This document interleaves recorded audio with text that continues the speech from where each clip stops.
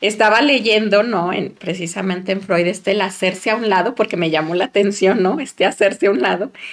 Y y mencionaba, ¿no? O sea, cómo de pronto a veces él habla de una paciente, que por ahí, un paciente que él tenía, ¿no? Que tenía un hermano de una edad muy similar a él y que de pronto, incluso se parecían mucho físicamente ellos dos, y como este hermano era un mujeriego, ¿no? Y era, bueno, todo un galán, ¿no? El hermano, y bueno.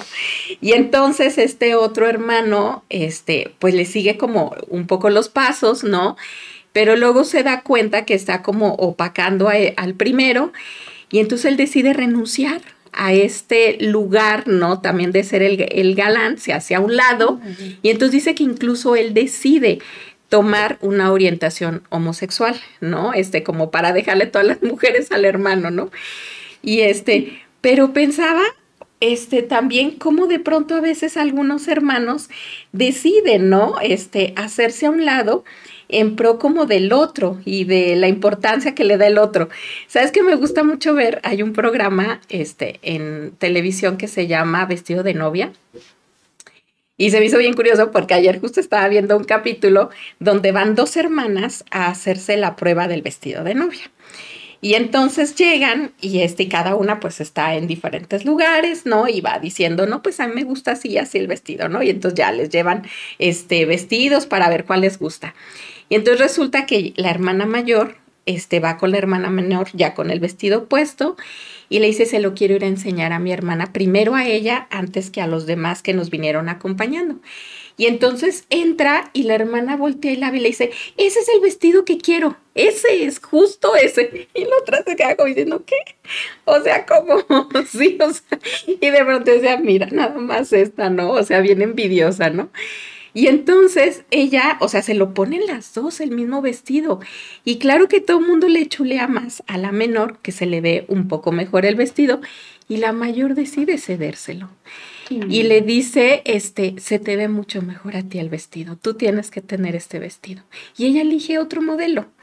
Y entonces pensaba en eso, pues, o sea, pensaba cómo es una buena relación. Yo decía, tienen una buena relación fraternal, porque de pronto, ante la envidia a veces del otro, el otro se hace a un lado. En pro de mantener, ¿no? Un poquito como la buena relación, ¿sí? Y y como de pronto en una mala relación, no, pues terminan trenzadas, ¿no? Que es mi vestido, que es mi vestido, pero ¿cómo se logra hacer eso? O sea, ¿cómo poder ir trabajando también y elaborando con cosas los hijos, ¿no? para poder hacerlo? Así es, ¿no? Y en la misma relación con los hermanos, que a veces uno tiene que aguantarse la envidia y decir, cállate, o sea, ya andas muy envidiosito, ¿no? O sea, bájale 2 rayitas a tu envidia porque no nomás es uno, somos varios aquí, ¿no? Claro. O sea, y de compartir, aunque te guste mucho algo y dices, no, pues aquí todos somos parejos, ¿no?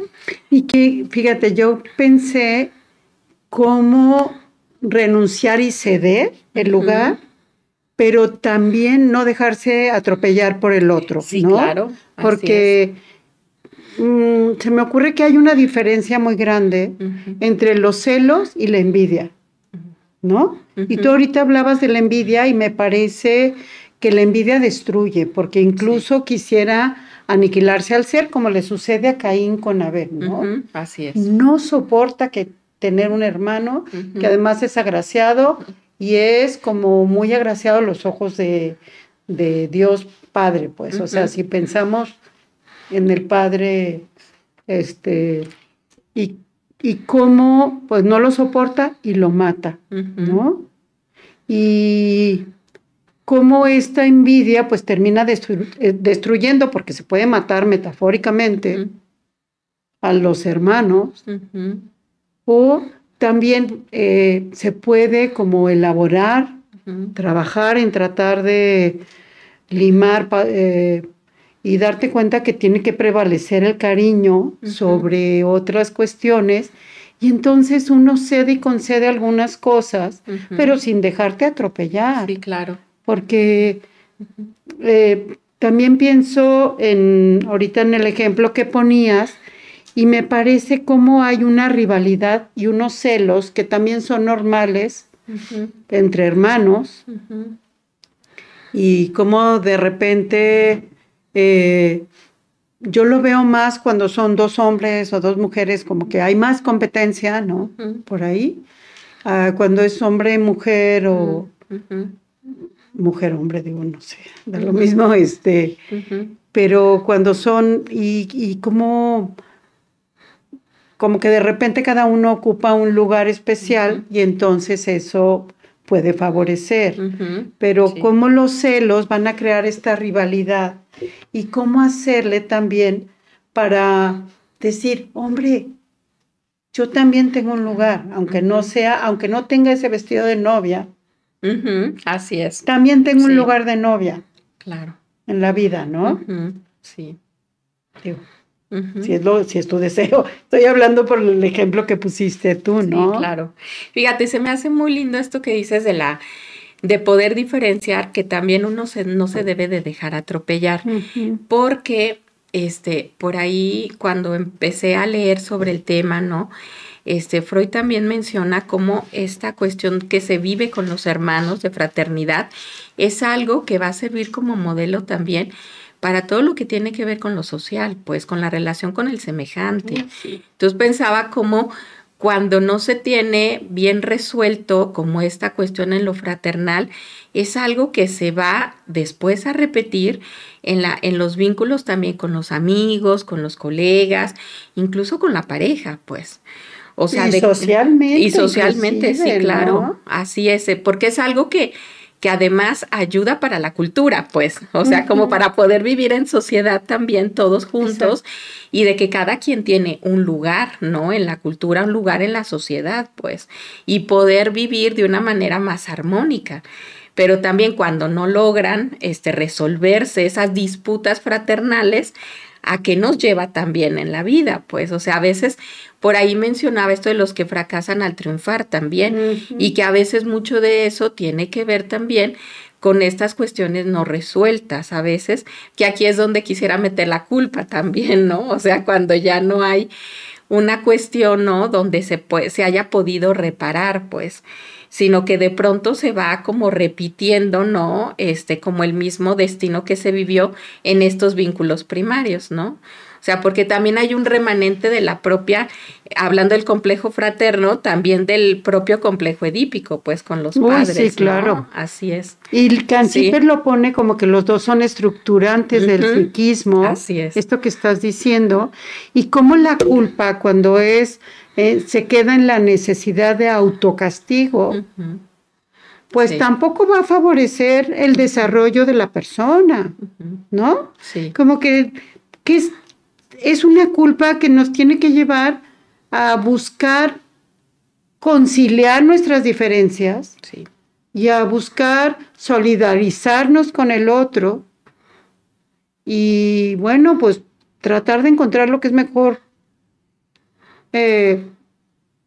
para mí, pero también para el otro, y no desde lo que yo considero que es mejor para el otro, que sería, por ejemplo, en el trabajo analítico, el deseo del paciente es el que tiene que prevalecer, no mis creencias, no lo que yo considero que es mejor para el otro, ¿no? Y que tendría que ver también con esta renuncia a las rivalidades, a esto que ponías tú, ¿no? Porque yo me pregunto en este ejemplo que pone Freud, con todo el respeto y la admiración que me merece Freud,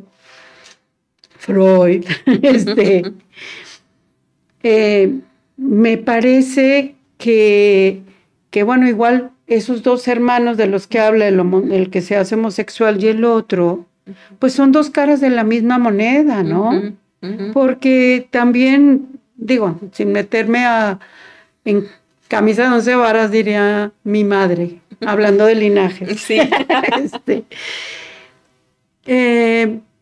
Pues sabemos que un hombre demasiado mujeriego también puede tener que ver con una cierta homosexualidad encubierta, no totalmente renunciada, ¿no? Claro, así es. Y entonces, bueno, pero creo que Freud lo usa en este sentido de ceder el lugar y de darle chance al hermano de que también brille, Darnos cuenta que los dos tenemos luz propia en el sentido de que cada ser humano somos únicos y tenemos un lugar en la familia, el hermano mayor, el del medio, el que sigue, y cómo esto también nos puede llevar no solo a querernos reparar nosotros mismos, sino reparar estas relaciones.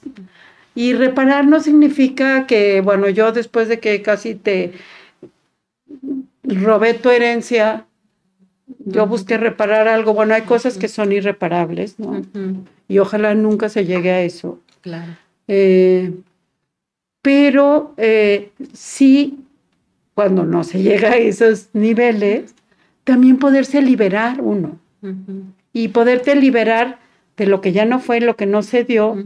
Pero entonces uno busca reparar en otros, a través de otros vínculos, como decías tú, ¿no? Sí. Y uno también, pues puedes volverte un poquito y aportar a la sociedad en la que vives, en la que estás inserto, ¿no?